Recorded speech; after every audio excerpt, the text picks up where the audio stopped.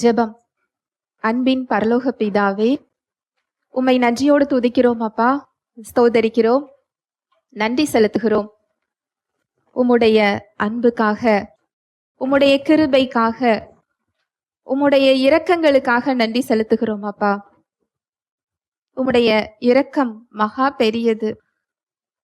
எங்கள் கால்கள் வலுவாதபடிக்கு உம்முடைய கைகளில் ஏந்துகிறீர், தாங்குகிறீர், சுமக்கிறீர், தப்புவிக்கிறீர் ராஜா. எங்கள் நடைகளை உறுதிப்படுத்துகிறீர், எங்கள் பாதைகளை நீர் விசாலமாக்குகிறீர் அப்பா. நன்றி செலுத்துகிறோம். எங்களுக்கு என்ன என்ன தேவைகளோ எல்லாவற்றையும் சிலுவையில் செய்து முடித்திருக்கிறீர். இந்த சத்தியத்திற்கு நேராக எங்களை வழி நடத்தி கொண்டிருக்கிறீர்.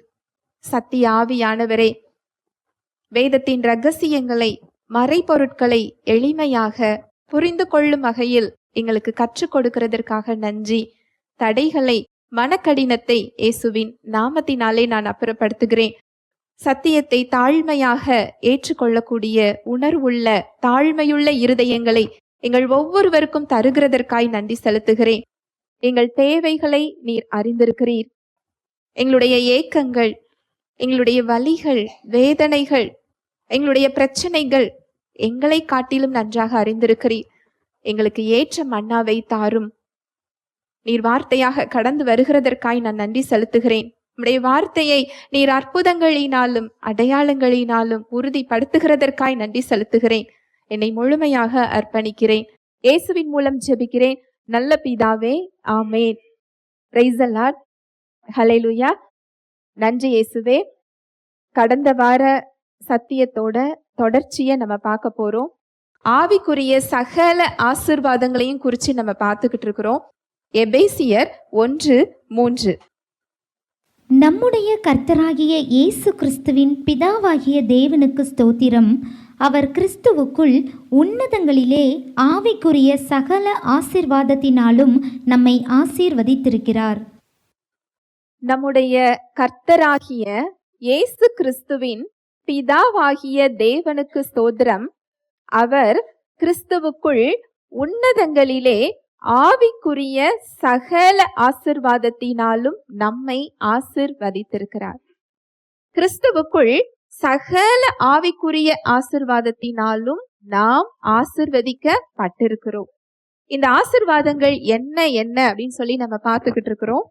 முதல்ல, அவர் உலக தோற்றத்திற்கு முன்பதாகவே நம்மளை என்ன செஞ்சிருக்கிறாரா? கிறிஸ்துவுக்குள் தெரிந்து கொண்டிருக்கிறார், முன் குறித்திருக்கிறார் அப்படிங்கிறத பார்த்தோம். ரெண்டாவது, அவருடைய சுவிகார புத்திரராக நம்ம என்ன செஞ்சிருக்கிறாரா? மாற்றி இருக்கிறார் அப்படிங்கிறத பார்த்தோம். மூன்றாவது, அவருடைய கிருபையின் ஐஸ்வர்யத்தின் படியே இயேசு கிறிஸ்துவினுடைய இரத்தத்தினாலே பாவ மன்னிப்பாகிய மீட்பு கிறிஸ்துவுக்குள் நமக்கு உண்டாயிருக்கிறது அப்படிங்கிறத பார்த்தோம். அடுத்து, கடந்த வாரத்துல அந்த கிருபையை அவர் சகல ஞானத்தோடும் புத்தியோடும் எங்களிடத்தில் பெருக பண்ணினார். அவருடைய ஞானத்தையும் அந்த புத்தியையும் அறிந்து கொள்ளக்கூடிய ஆசீர்வாதத்தை அவர் நமக்கு என்ன செய்திருக்கிறார்? கொடுத்திருக்கிறார். தேவனுடைய இருதயத்தின் ஆழம் என்ன, அவர் சித்தம் என்ன, அவர் வழி என்ன, அவர் ஞானம் என்ன, இதுல எனக்கு என்ன வைத்திருக்கிறார், எனக்கு தெரியலையே அப்படின்னு சொல்ற இடத்துல அவர் நம்மள என்ன செய்யல? வைக்கல. அந்த ஆழத்தை அறிந்து கொள்ளக்கூடிய ஆவியானவரை நமக்குள்ள என்ன செஞ்சிருக்கிறார்? கொடுத்திருக்கிறார். அந்த இயல்பை நமக்கு கொடுத்திருக்கிறார். அந்த ஞானத்தை வெளிப்படுத்தக்கூடிய தகுதியையும் நமக்கு என்ன செய்திருக்கிறார்? கொடுத்திருக்கிறார். இன்றைக்கு நம்ம பார்க்க போறது எபேசியர் 1வது அதிகாரம் 9, 10, 11, 12 4 வசனங்கள். எபேசியர் 1, 9, 10 முதல்ல பார்க்கலாம். காலங்கள் நிறைவேறும்போது விளங்கும் நியமத்தின்படி பரலோகத்தில் இருக்கிறவைகளும் பூலோகத்தில் இருக்கிறவைகளும் ஆகிய சகலமும் கிறிஸ்துவுக்குள்ளே கூட்டப்பட வேண்டுமென்று தமக்குள்ளே தீர்மானித்திருந்த தம்முடைய தயவுள்ள சித்தத்தின் இரகசியத்தை எங்களுக்கு அறிவித்தார். தமக்குள்ளே தீர்மானித்திருந்த தம்முடைய தயவுள்ள சித்தத்தின் ரகசியத்தை நமக்கு என்ன செய்யறாரா? தெரிவிக்கிறாரா. எவ்வளவு ஒரு உன்னதமான இடம் இல்லையா? அவருடைய ரகசியம் என்ன, அவருடைய விருப்பம் என்ன அப்படிங்கிறத நமக்கு தெரிவிக்கின்ற அந்த ஆசீர்வாதத்தை அவர் என்ன செய்திருக்கிறார்? கொடுத்திருக்கிறார். இந்த ரகசியம் அப்படிங்கிறது புரிந்து கொள்ள முடியாத ஒரு காரியம் கிடையாது. அது மறைவாக இருந்தது. இப்பொழுது அது இயேசு கிறிஸ்துவின் மூலம் நமக்கு என்ன செய்யப்பட்டிருக்கு? கொடுக்கப்பட்டிருக்கிறது. அது மறைவாக தான் இருந்தது. அதனாலதான் அதுக்கு பேர் என்னது? ரகசியம். இந்த ரகசியத்தை இப்போ நமக்கு அவர் அதுவும் எப்படி அவர் தெரிவிக்கிறார் அப்படின்னு சொல்லி ஒரு மொழிபெயர்ப்புல போட்டிருக்கு அப்படின்னு சொன்னா, அவர் விருப்பத்தோடு, தயவுள்ள சித்தம் அப்படிங்கிறது சந்தோஷத்தோடு அந்த ரகசியத்தை நமக்கு அவர் என்ன செய்யறாரா? தெரிவிக்கிறாரா. தயவோடு சித்தத்தோடு. அந்த வசனத்தை மறுபடி வாசிக்கலாம். தமக்குள்ளே தீர்மானித்திருந்த தம்முடைய தயவுள்ள சித்தத்தின் ரகசியத்தை எங்களுக்கு அறிவித்தார். 9வது வசனத்திலிருந்து பாருங்க. காலங்கள் நிறைவேறும் போது விளங்கும் நியமத்தின்படி பரலோகத்தில் இருக்கிறவைகளும் பூலோகத்தில் இருக்கிறவைகளும் ஆகிய சகலமும் கிறிஸ்துவுக்குள்ளே கூட்டப்பட வேண்டும் என்று. இதுதான் ரகசியம். அது காலம் நிறைவேறும் போது தேவனுடைய கால அட்டவணையின்படி ஒரு காலத்தை அவர் நியமிச்சு வச்சிருந்தார். அந்த காலம் நிறைவேறும் போது பரலோகத்தில் உள்ளவைகளும் பூலோகத்தில் உள்ளவைகளும் கிறிஸ்துவுக்குள் கூட்டப்பட வேண்டும் என்று. அதுக்கு என்ன அர்த்தம் தெரியுமா? அவருடைய ஆளுகைக்கு கீழே, அவருடைய அரசாட்சிக்கு கீழே சர்வமும் வர வேண்டும் என்பதுதான் தேவனுடைய திட்டம். ஹல்லேலூயா, பிரைஸ் தி லார்ட். இந்த திட்டத்தை நோக்கிதான் என்ன செஞ்சுக்கிட்டு இருக்கிறோம்? நாம சென்று கொண்டிருக்கிறோம். ஆதாமுடைய பாவத்தினால மனித குலம் தேவனிடமிருந்து பிரிந்து இருந்தது. அந்த பிரிவை போக்குவதற்காக, அந்த பகையை தகர்ப்பதற்காக, தேவனோடு நம்மை ஒப்புரவாக்குவதற்காக தேவன் மாம்சத்தில் வெளிப்பட்டார். ஆண்டவராகிய இயேசு கிறிஸ்து மனிதனாக வெளிப்பட்டு தன்னுடைய இரத்தத்தினால் நம்மை பாவங்களற கழுவி தேவனோடு நம்மளை என்ன செஞ்சிட்டாரு? ஒப்புரவாக்கி விட்டார். இப்பொழுது ஆண்டவராகிய இயேசு கிறிஸ்து விசுவாசிகளின் இருதயத்தில் ஆளுகை செய்து கொண்டிருக்கிறார். தேவனுடைய ராஜ்யம் விசுவாசிகளுடைய இருதயத்தில் ஆட்சி செய்து கொண்டிருக்கிறது. இன்னும் நேரிடையாக 1000 வருட அரசாட்சியில நேரிடையாக அந்த ஆட்சி இந்த உலகத்துல என்ன செய்யும்? நடைபெறும். அப்பொழுது பரலோகத்தில் உள்ளவைகளும் பூலோகத்தில் உள்ளவைகளும் ஒன்றாக இணைக்கப்பட்டு அவருடைய அரசாட்சி என்ன செய்யுமா? இருக்குமா. இதற்கு நேராக நம்மளை என்ன செஞ்சிட்டு இருக்கிறாரா? வழி நடத்தி கொண்டிருக்கிறார். ஹல்லேலூயா, பிரைஸ் தி லார்ட். இந்த திட்டத்தின் ஒரு பகுதியாக தான் இப்ப நாம என்ன செஞ்சுக்கிட்டு இருக்கிறோம்? நின்று கொண்டிருக்கிறோம். இந்த ரகசியம் காலங்காலமாக எப்படி இருந்ததா? நம்முடைய கர்த்தராகிய இயேசு கிறிஸ்துவின் பிதாவாகிய தேவனுக்கு ஸ்தோத்திரம். அவர் கிறிஸ்துவுக்குள் உன்னதங்களிலே ஆவிக்குரிய சகல ஆசிர்வாதத்தினாலும் நம்மை ஆசிர்வதித்திருக்கிறார். மறைவாக இருந்துதான் கிறிஸ்துவின் மூலம் அது என்ன செய்யப்பட்டிருக்கு? இப்பொழுது வெளிப்படுத்தப்பட்டிருக்கிறது. அடுத்த வசனம் பார்க்கலாம். எபேசியர் 1:12-13. தமது சித்தத்தின் ஆலோசனைக்கு தக்கதாக எல்லாவற்றையும் நடப்பிக்கிற அவருடைய தீர்மானத்தின்படியே நாங்கள் முன் குறிக்கப்பட்டு கிறிஸ்துவுக்குள் அவருடைய சுதந்திரமாகும்படி தெரிந்து கொள்ளப்பட்டோம். இந்த தேவனுடைய சித்தம் கிறிஸ்துவை மையமாக கொண்டது. இயேசு கிறிஸ்து தான் இந்த திட்டத்தோட மையம். நம்ம தேவனுடைய சித்தத்தை புரிந்து கொள்ளணும், அவர் திட்டத்தை புரிந்து கொள்ளணும் அப்படின்னா நம்ம யாரை புரிந்து கொள்ளணும்? இயேசு கிறிஸ்துவை புரிந்து கொள்ள வேண்டும். அவரை புரிந்து கொள்ளாமல் அந்த திட்டம் நமக்கு என்ன செய்யாது? புரிந்து கொள்ள முடியாது. நம்ம ஏதோ பிறந்தோ வளர்ந்தோ இந்த உலகத்தை முடிச்சு போகிறோம் அப்படின்னு சொல்லி தேவன் நம்மளை என்ன செய்யல? படைக்கல. ஒவ்வொருவருக்கும் ஒரு திட்டம் இருக்கிறது. சகலமும் இன்னைக்கு நீங்க என்ன சூழ்நிலையிலனாலும் இருக்கலாம். அவர் ஒரு பெரிய திட்டம் வச்சிருக்கிறாரு. நான் இந்த சூழ்நிலையில நின்று கொண்டிருக்கிறேனே, இதுல என்னால வெளியில வர முடியுமா? இதுல உலக பிரகாரமா தீர்வே இல்லையே. மனுஷங்களால உங்களுக்கு தீர்வு இல்லாம இருக்கலாம், மருத்துவத்தால உங்களுக்கு தீர்வு இல்லாம இருக்கலாம். சகலமும் நன்மைக்கு ஏதுவாக மாற்றப்பட்டு கொண்டிருக்கிறது. ஹல்லேலூயா, பிரைஸ் தி லார்ட். நீங்க அவரை பற்றி பிடிக்கும் பொழுது சகலத்தையும் அவருடைய திட்டத்திற்கு நேராக அவர் என்ன செய்கிறாரா? மாற்றுகிறார். அந்த திட்டத்தோட மையமே யாருதானா? இயேசு கிறிஸ்து. நீங்க அவரை அறிந்து கொள்ளும் போது, அவரை பற்றி பிடித்து கொள்ளும் போது அவருடைய திட்டத்திற்கு நேராக நாம் என்ன செய்யப்படுகிறோம்? கொண்டு செல்லப்படுகிறோம். மறுபடி வாசிக்கலாம் 12வது வசனம். தமது சித்தத்தின் ஆலோசனைக்கு தக்கதாக எல்லாவற்றையும் நடப்பிக்கிற அவருடைய தீர்மானத்தின்படியே நாங்கள் முன் குறிக்கப்பட்டு கிறிஸ்துவுக்குள் அவருடைய சுதந்திரமாகும்படி தெரிந்து கொள்ளப்பட்டோம். தமது சித்தத்தின் ஆலோசனைக்கு தக்கதாக எல்லாவற்றையும் நடப்பிக்கிற அவருடைய தீர்மானத்தின்படியே நாங்கள் முன் குறிக்கப்பட்டு, அப்படின்னா இந்த திட்டம் உலகம் தோன்றுவதற்கு முன்பதாகவே என்ன செய்யப்பட்டுட்டு முன்குறிக்கப்பட்டாச்சு.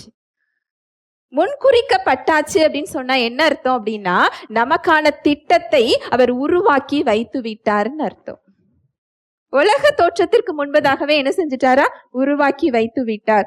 தமது சித்தத்தின் ஆலோசனைக்கு தக்கதாக எல்லாவற்றையும் நடப்பிக்கிற அவருடைய தீர்மானத்தின் படியே நாங்கள் முன் குறிக்கப்பட்டு கிறிஸ்துவுக்குள் அவருடைய சுதந்திரமாகும்படி தெரிந்து கொள்ளப்பட்டோம். அடுத்த ஆசீர்வாதம் என்ன அப்படின்னா, நீங்களும் நானும் அவருடைய சுதந்திரம். இன்னும் புரியும்படி சொல்லணும்னா, நீங்களும் நானும் அவருடைய சொத்து. ஹல்லேலூயா, பிரைஸ் தி லார்ட். அவருடைய உடைமை. இன்னும் சொல்ல போனா அவருடைய விலை மதிப்பற்ற ஒரு பொக்கிஷமாக உங்களை என்ன செய்கிறார்? பார்த்து கொண்டிருக்கிறார். இந்த ஒரு ஆசீர்வாதத்தை நம்ம என்ன செஞ்சிருக்கிறோம்? பெற்றிருக்கிறோம்.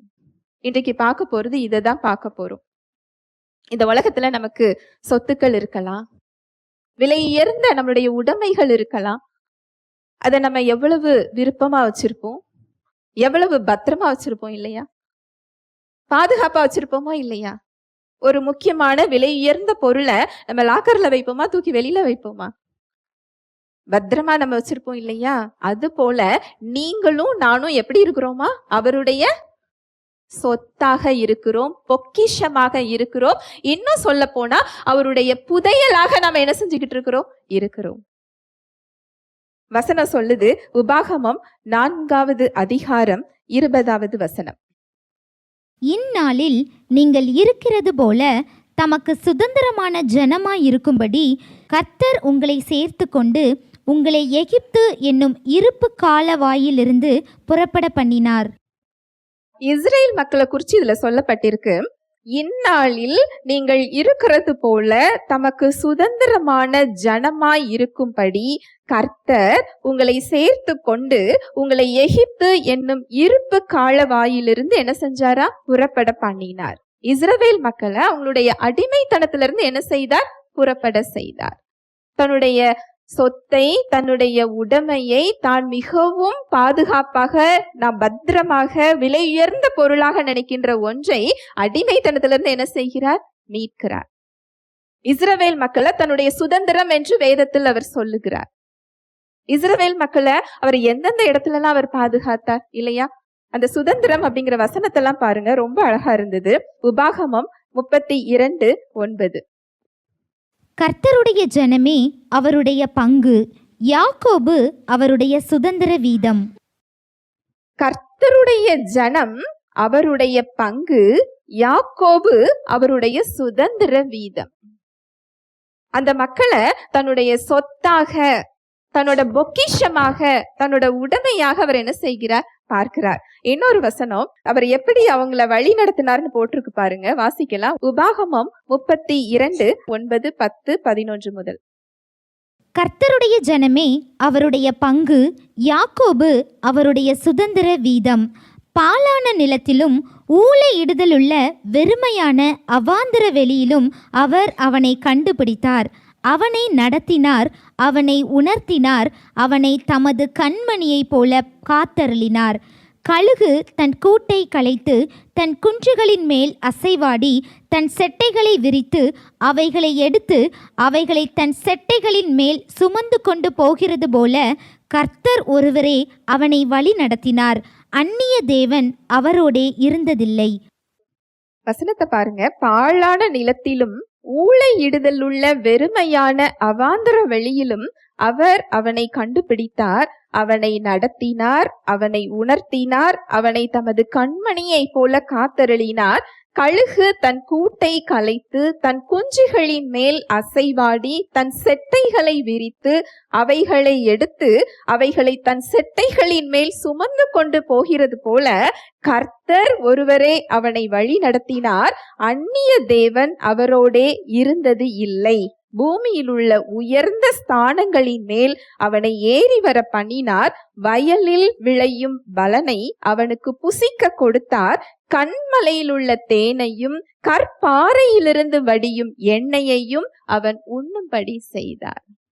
அவருடைய சொத்தை, அவருடைய உடைமையை, அவருடைய சுதந்திரத்தை அவர் எப்படி பாதுகாக்கிறார், எப்படி போஷிக்கிறார்னு இந்த வசனம் என்ன செய்யுது சொல்லுது. அவர் அப்படியே விட்டு விடுகிறவர் இல்லை. எப்படி அவர் இஸ்ரவேல் மக்களை தன்னுடைய சுதந்திரமாக அவர் பார்த்தாரோ, இன்று கிறிஸ்துவுக்குள் உங்களையும் என்னையும் அவருடைய சுதந்திரமாக அவர் பார்க்கிறார். அவருடைய உடைமையாக ஒரு புதையலை போல அவர் என்ன செய்யறாரா பார்க்கிறாரா. ஒரு பொக்கிஷமாக உங்களை அவர் என்ன செஞ்சுக்கிட்டு இருக்கிறாரா பார்க்கிறாரா. மனிதர்கள் உங்களை தள்ளி விடலாம், மனிதர்கள் பார்வையில நீங்க அற்பமாக இருக்கலாம், ஒதுக்கப்படலாம், உலகம் உங்களை கைவிடலாம், ஆனால் அவர் உங்களை புதையலை போல் பார்க்கிறார். பொக்கிஷமாக அவர் பார்த்து கொண்டிருக்கிறார். எவ்வளவு பெரிய ஒரு ஆசீர்வாதம் இல்லையா? இந்த ஆசீர்வாதம் வானத்தையும் பூமியையும் படைத்த கர்த்தரிடத்திலிருந்து நமக்கு கொடுக்கப்பட்டிருக்கு, உலகத்திலிருந்து இல்ல. நீங்க உலகத்துல அதை தேட போய் தான், உலகத்துல அந்த அடையாளத்தை பார்க்க போய் தான் நமக்கு அங்க சோர்வு வருது, அங்க போராட்டம் வருது. ஒரு பெரிய ஒரு ஆசீர்வாதம். உங்க சூழ்நிலைகள் இந்த ஆசீர்வாதத்தை உங்களுக்கு சொல்லாம இருக்கலாம். உங்க பிரச்சனைகள் நீங்க தனியாளாக நிற்பது போல சொல்லலாம், கைவிடப்பட்டது போல சொல்லலாம். ஆனா சத்தியம் சொல்லுது, நீங்க அவருடைய சொத்தாக இருக்கிறீர்கள், அவருடைய வாரிசாக இருக்கிறீர்கள், அவருடைய உடைமையாக இருக்கிறீர்கள், அவருடைய பொக்கிஷமாக இருக்கிறீர்கள். எவ்வளவு ஒரு உன்னதமான இடம் கொடுக்கப்பட்டிருக்கு பாருங்களேன். வனாந்தரத்தில் அவர் நடத்தினது, இஸ்ரவேல் மக்களை பாதுகாத்தது, அவங்களுக்கு என்ன விதமான போஷித்து அவங்கள வழி நடத்துது, உண்ண கொடுத்தது. கண்மலையின் தேன், கற்பாறை தண்ணீர், அவர் கொடுத்த ஒவ்வொன்றுமே எப்படிதான் அவர் கொடுத்திருக்கிறாரு? தி பெஸ்ட், சிறந்ததை தன்னுடைய பொக்கிஷத்துக்கு அவர் என்ன செய்கிறார்? கொடுக்கிறார். கிறிஸ்துவின் மூலம் இந்த இடம் நமக்கு எப்படி கிடைச்சிருக்கு அப்படின்னு சொன்னா, நம்முடைய செயல்களினால் அல்ல. ஒருவரும் பெருமை பாராட்டாத படிக்கு இது நம்முடைய கிரியைகளினால் அல்ல. யாரும் பெருமை பாராட்ட முடியாது. நான் இதெல்லாம் செஞ்சேன், நான் இந்த இடத்தை நான் பெற்றுக்கொண்டேன், நான் இதெல்லாம் செய்யலையே, எனக்கு இது கிடைக்குமா? இந்த அடிப்படையில் அவர் இந்த வாரிசு என்கின்ற இடத்தை அவர் தரல. அவருடைய பார்வைக்கு விலையேற பெற்றவன், விலையேற பெற்றவள் அப்படிங்கிற இடத்தை இந்த அடிப்படையில் அவர் என்ன செய்யல? கொடுக்கல. தன்னுடைய அன்பின் அடிப்படையில, தன்னுடைய கிருபையின் அடிப்படையில, இரக்கத்தின் அடிப்படையில. எவ்வளவு தூரம் நம்மை அவர் ஒரு விலை உயர்ந்த விலையேற பெற்ற ஒரு பொக்கிஷமாக பார்க்கிறார் அப்படின்னா, அவருடைய குமாரனையே நமக்காக என்ன செஞ்சாரா? கொடுத்தார். எந்த பொருளை அதிக விலை கொடுத்து நம்ம வாங்குவோம்? ரொம்ப முக்கியமான பொருள், தேவையுள்ள பொருள், நமக்கு பிடித்த பொருள் தான். சுவிசேஷத்துல ஒரு ஓமை போடப்பட்டிருக்கும். ஒரு விலை உயர்ந்த ஒரு பொருளை, ஒரு நிலத்தை பார்த்து ஒருவர் என்ன செஞ்சாரா அப்படின்னா, தன் கையில உள்ள எல்லாவற்றையும் விற்று அந்த நிலத்தை என்ன செஞ்சாரா? வாங்கினாரா. அது பிதாவை குறித்து சொல்லப்பட்டிருக்கிறது. தன்னிடமிருந்த ஒரே குமாரன் அவர் என்ன செஞ்சுட்டாரா? நமக்காக கொடுத்துட்டாரா. நம்ம எந்த காரியத்துக்காகவது நம்ம பிள்ளைகளை விட்டு கொடுப்போமா? கொடுக்க மாட்டோம். அதையும் அவர் கொடுக்கிறார் என்றால், அவர் உங்களையும் என்னையும் அவர் எப்படி பார்த்து கொண்டிருக்கிறார்? ஹல்லேலூயா, பிரைஸ் தி லார்ட். இந்த இடத்தை நீங்க புரிஞ்சுக்கிட்டீங்க அப்படின்னா ஒரு வெற்றியுள்ள கிறிஸ்தவ வாழ்க்கை வாழ முடியும். அவருடைய அன்பை புரிந்து கொள்றதுதான். புதிய உடன்படிக்கையில நம்ம தெரிந்து கொள்ள வேண்டிய விஷயம் தேவனை அறிகின்ற அறிவு, இயேசு கிறிஸ்துவை அறிகின்ற அறிவு. இதுதான் அவர் சிலுவையில கொடுத்ததற்கு நேராக நம்மளை என்ன செய்யும்? வழி நடத்தும். அவருடைய வாரிசாக, அவருடைய பிள்ளையாக நம்மை மாற்றி இருக்கிறாரே, அது எப்பேற்பட்ட ஒரு அன்பு, அது எப்பேற்பட்ட ஒரு இடம். இத புரிந்து கொண்டோம் அப்படின்னா நம்ம பயணிக்கின்ற திசை நேராகிவிடும். நம்ம எங்க போகணும் அப்படிங்கிற இடத்த நம்ம முதல்ல என்ன செய்வோம்? தெரிந்து கொள்ளுவோம். இப்ப நம்ம எங்க போகணும் தெரியாமலேயே நம்ம என்ன செஞ்சுக்கிட்டு இருக்கிறோம்? போய்கொண்டு இருக்கிறோம். ஒரு இடத்துக்கு நம்ம போகணும்னா எந்த இடம் முதல்ல தெரியணும் இல்லையா? அப்படி என்றால் தான் அந்த போர்டு இருக்கிற பஸ்ல என்ன செய்ய முடியும்? போக முடியும். எந்த ஊருக்கு போறோம்னே தெரியாம நம்ம எந்த பஸ்ல ஏறுவோம்? அவரை தெரிந்து கொள்ளும் போதுதான், அவருடைய சித்தத்தை அறிந்து கொள்ளும் போதுதான், கிறிஸ்துவை நீங்க அறிந்து கொள்ளும் போதுதான் நம்முடைய இலக்கு என்ன, நான் போக வேண்டிய திசை என்ன, என்னுடைய பயணம் எது, அவர் எனக்குள்ள என்ன செஞ்சுக்கிட்டு இருக்கிறாரு. உலகத்தையே படைத்தவர் என்னுடைய தந்தையாக அவர் இருக்கிறார். அவருடைய பொக்கிஷமாக நான் நின்று கொண்டிருக்கிறேன். அவருடைய சொத்தாக நான் நின்று கொண்டிருக்கிறேன். உலகத்துல ஒரு பெரிய அதிகாரத்துல இல்ல ஒரு செல்வத்துல இருக்கிற ஒருவருடைய பிள்ளை எவ்வளவு ஒரு தைரியத்தோட, எவ்வளவு ஒரு நிச்சயத்தோட அது ஒவ்வொன்றையும் எதிர்கொள்ளும் அந்த பிள்ளை இல்லையா? என்னோட அப்பா யாரு, என்னோட தந்தை யாரு, அவருடைய சொத்து என்ன, அவர் செல்வாக்கு என்ன, அவர் பதவி என்ன. ஒரு அழிந்து போற ஒரு உலகத்துல அவ்வளோ ஒரு பெரிய நிச்சயம் இருந்ததுன்னா, அழியாத உலகத்தையும் இந்த அழிந்து கொண்டிருக்கிற உலகத்தையும் உருவாக்கிய சர்வ வல்லவரின் பிள்ளைகள் நாம். சர்வத்துக்கும் ராஜா, சர்வத்துக்கும் அதிகாரி, சர்வத்தையும் உண்டாக்கியவர், அவருடைய வாரிசாக நாம் நின்று கொண்டிருக்கிறோம். எந்த சூழ்நிலை உங்களை மேற்கொள்ள முடியும்? எந்த பிரச்சனை உங்களை தோற்று போக வைக்கும்? யார் உங்களுக்கு எதிராக நிற்க முடியும்? எந்த நோய் உங்களை மேற்கொள்ள முடியும்? அவ்வளவு ஒரு விசேஷித்தமானவராக உங்களை அவர் பார்த்து கொண்டிருக்கிறார். ஒரு புதையல்ல போல அவர் பார்க்கிறாரா? இத அறிந்து கொள்ளும்படி அவர் ஆவலாக உங்களுக்குள் இருக்கிறார். அவர் யாருங்கிறத தெரிந்து கொள்ளும்படி, அவர் அன்பை புரிந்து கொள்ளும்படி அவர் என்ன செய்யறாரா? ஆவலாக இருக்கிறார். நீங்க வாரிசாக உங்களை அவர் நியமித்திருக்கிறாரே, சொத்தாக அவர் பார்க்கிறாரே, அதோட நோக்கம் என்ன? என்ன நோக்கம் அப்படின்னு சொன்னா, நம்முடைய வாழ்க்கையில அவரை மகிமைப்படுத்துற விதமா நாம வாழ வேண்டும். ஹல்லேலூயா, பிரைஸ் தி லார்ட். அவரை மகிமைப்படுத்துற விதமா என்ன செய்யணும்? வாழ வேண்டும். அவருக்கு சாட்சியான ஒரு வாழ்வு வாழ வேண்டும். நம் மூலமாக அவர் வெளிப்பட வேண்டும். அவர் மகிமைப்பட வேண்டும். அவருடைய வாழ்வை நாம் பெற்றுக்கொள்ள வேண்டும். அவருடைய உறவிற்குள் நாம் செல்ல வேண்டும். எல்லாவற்றிற்கும் மேலாக அவர் நம்மிடம் எதிர்பார்ப்பது உங்களுடைய உறவை மாத்திரமே. அந்த ஒரு தகப்பனோட 2 பிள்ளைங்க, மூத்த குமாரன் இளைய குமாரன். சொத்து பிரிச்சு கேட்கிறார் இளைய குமாரர். தந்தை பிரித்து கொடுத்து விடுகிறார். எல்லாவற்றையும் விற்று செலவழித்து விட்டு, எல்லாவற்றையும் செலவழிச்சதுக்கு அப்புறம் பஞ்சி சாப்பிடுகிற தவிடு கூட அவருக்கு என்ன செய்யலையா? கிடைக்கல. அவருக்கு அப்பந்தான் புத்தி தெளியுது, என் தகப்பன் வீட்டுல வேலைக்காரங்களுக்கு கூட நல்ல உணவு இருக்குமே, நான் என் தகப்பன்கிட்ட போய் நான் சொல்ல போறேன். என்ன பிள்ளையா இல்ல, என்ன ஒரு வேலைக்காரனாக ஏற்றுக்கொள்ளும் அப்படின்னு சொல்லி அவர் வருகிறார். வீட்டுக்கு போற வரைக்கும்லாம் தகப்பன் காத்து கொண்டிருக்கல. தூரத்துல வரும்போது கண்டு கொள்ளுகிறார். பஞ்சி சாப்பிடுகிற சாப்பாடு கூட கிடைக்கலன்னா அவருடைய தோற்றம் எப்படிப்பட்டதா இருக்கும்? அவர் குளிச்சிருப்பாளா இல்லையான்னு தெரியல, நல்ல ஆடைகள் இருக்குமா என்னன்னு தெரியல, சாப்பிட்டு எத்தனை நாள் ஆச்சுன்னு தெரியல. அவருடைய தோற்றமே அங்க எப்படி இருக்கும்? மாறி போயிருக்கும். ஆனா அந்த தகப்பன் அடையாளம் கண்டு கொள்ளுகிறார். சொத்தெல்லாம் என்னாச்சுன்னு அவர் கேட்கல. அவருடைய சொத்து அந்த சொத்து இல்ல, தேடி வந்தது இல்லையா, இதுதான் அவருடைய சொத்து. அந்த அழுக்கு அவர் பார்க்கல, அந்த கீழ்ப்படியாமைய பார்க்கல. தன்னிடத்தில் வந்த உடனே அவரை என்ன செஞ்சிட்டு இருந்தாரான்னா, ஒரு டிரான்ஸ்லேஷன்ல சொல்லுது, முத்தம் செய்து கொண்டே இருந்தார். என்ன செஞ்சிட்டு இருந்தாரா?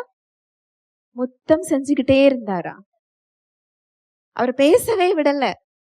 தன்னுடைய வேலையாட்களை கூப்பிட்டு, நீ ஆடைய புது ஆடை அவருக்கு போட்டு விடு, கைக்கு மோதிரம் போடு, பாதரட்சிய போடு, ஆட்டை அடிச்சு விருந்து சமை, என்னுடைய மகன் மரித்து போய்விட்டான். என்ன செஞ்சுட்டா? திரும்ப கிடைச்சிட்டான். அந்த சொத்து திரும்ப வந்த உடனே அவருக்கு அவ்வளோ சந்தோஷம்.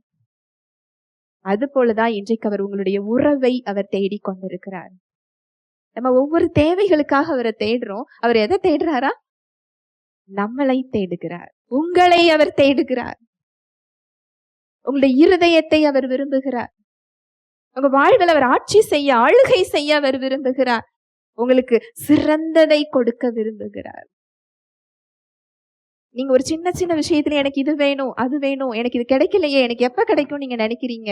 இல்ல, அவருக்கு தெரியும் உங்களுக்கு வைத்திருக்கிறது சிறந்தது, நன்மையானது, அது தீமைக்கு ஏதுவானவை அல்ல. பழைய ஏற்பாட்டு காலத்துல இந்த பிரதான ஆசாரியர்கள் எல்லாம் பாத்தீங்க அப்படின்னா அந்த 12 கோத்திரத்தோட பெயர்களையும் அவங்களுடைய ஆடையில, இருதய பகுதியில, தோள்பட்டையில எல்லாம் பொறிச்சு வச்சிருப்பாங்க. தேவன் என்ன செஞ்சிருக்கிறாரானா நம்மை உள்ளங்கையில என்ன செஞ்சிருக்கிறாரா, பொறித்து வைத்திருக்கிறாருன்னு ஒரு டிரான்ஸ்லேஷன்ல போட்டிருக்கு. அது மாறாதது. பொறிச்சு வச்சா என்ன செய்யாது, அழியாது, நித்தியமானது. அவருடைய அன்பு மாறாத அன்பு, நித்தியமான ஒரு அன்பு. அவ்வளவு நெருக்கமாக அவர் நம்மளை என்ன செஞ்சிட்டு இருக்கிறாரு, பார்த்து கொண்டிருக்கிறார். அவர் தேடுவது உறவை மாத்திரம்தான். அதனாலதான் தன்னோட ஸ்தானத்தை விட்டுட்டு அவர் என்ன செஞ்சாரா, இறங்கி வந்தாரா. ஒரு பெரிய பதவியில இருக்கிறவங்கள அடுத்து கொஞ்சம் ஒரு சின்ன மரியாதை இல்லாத ஒரு செயல் நடக்கட்டும், நான் யாரு, என் பதவி என்ன, என் அந்தஸ்து என்ன, என்கிட்ட பேசுற பேச்சா, எனக்கு மரியாதை கொடுக்கலையே நம்ம சொல்றோமா இல்லையா? அவர் மரியாதையை விட்டுட்டு தான் அவர் என்ன செஞ்சிருக்கிறாரு, இறங்கி வந்திருக்கிறாரு. அவர் ஒரு அரண்மனையில பிறந்திருக்கலாம், ஒரு இளவரசனா அவர் பிறந்திருக்கலாம். அவர் அப்படி பிறக்கல. அவர் ராஜாவுக்கு தன்னுடைய வருகையை தெரிவிக்கல. யாருக்கு தெரிவிச்சாரா? மேய்ப்பர்களுக்கு. இதுதான் பிதாவின் இருதயம். இந்த இடத்துக்கு அவர் தேடி வந்திருக்கிறாரு அப்படின்னா, அடிமையின் கோலம் எடுத்தார் அப்படின்னா அடிமையாகவே அவர் மாறி இருக்கிறாருன்னு அர்த்தம். அந்த அளவுக்கு அவர் உங்களையும் என்னையும் அவர் நேசிக்கிறார். அந்த அளவுக்கு நம்மள விலை உயர்ந்த பொக்கிஷமாக அவர் பார்க்கிறார், அன்பு செய்கிறார். எசேக்கியேல்ல வசனங்கள் சொல்லுது, நம்ம தூக்கி தூர போடுறதற்கு, மிதிக்கப்படுவதற்கு, கொட்டப்படுவதற்கு ஏதுவாக இருந்த நம்மளுக்கு யாருமே இரக்கம் செய்யல, உதவி செய்யல, இரக்கம் செய்யவும் முடியாது. அப்படிப்பட்ட இருந்த இடத்துல நம்மை அவருடைய ரத்தத்தினால கழுவி சுத்தமாக்கி நம்மள அது பரிசுத்தமாக்குனது மாத்திரம் இல்ல, ஆபரணங்களினால் நம்மள என்ன செய்யறாரா, அலங்கரிக்கிறார். அப்படிதான் இப்ப உங்களையும் என்னையும் அலங்கரிச்சு வச்சிருக்கிறார். சகல ஆவிக்குரிய ஆசிர்வாதம், அவருடைய பிள்ளை என்கின்ற ஆசிர்வாதம், மன்னிப்பு, விடுதலை, இரக்கம், கிருபை அவருடைய சொத்தாக அவர் பார்க்கிறார். எல்லாவற்றிற்கும் மேல பரலோகத்துல இருக்க வேண்டியவர். பழைய ஏற்பாட்டு காலத்துல உடன்படிக்கை பெட்டியிலையும் மகா பரிசுத்த ஸ்தலத்திலையும் இருந்தவர் இன்று உங்களுக்குள்ளும் எனக்குள்ளும் அவர் வாசம் செய்கிறார். அந்த அளவுக்கு அவர் உங்களை விலையேற பெற்றவர்களாக பார்க்கிறார். விசேஷித்தமானவர்களாக உங்களை அன்பு செய்கிறார். அவருடைய அன்பு பெரியது. நான் தேவனை எப்படி பார்க்கிறேங்கிறது ரொம்ப முக்கியம். ஒரு நாள் ஒரு ஊழியக்காரம்மா என்கிட்ட கேட்டாங்க, தேவனோட அன்பை குறிச்சு சொல்றீங்களே, அவர் கோபத்தை குறிச்சு சொல்லி கொடுக்கணும் இல்லையா, அப்பொழுதுதானே மக்கள் கிட்ட பயம் வரும் அப்படின்னு கேட்டாங்க. உண்மையிலேயே தண்டனையை குறிச்சு சொல்லும் போது ஒரு பயம் வரும், இதை விடணும் அப்படிங்கிற ஒரு எண்ணம் வரும்.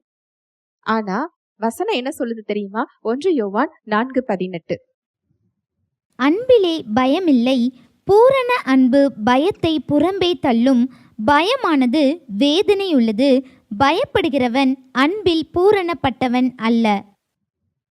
அன்பிலே பயமில்லை, பூரண அன்பு பயத்தை புறம்பே தள்ளும், பயமானது வேதனை உள்ளது.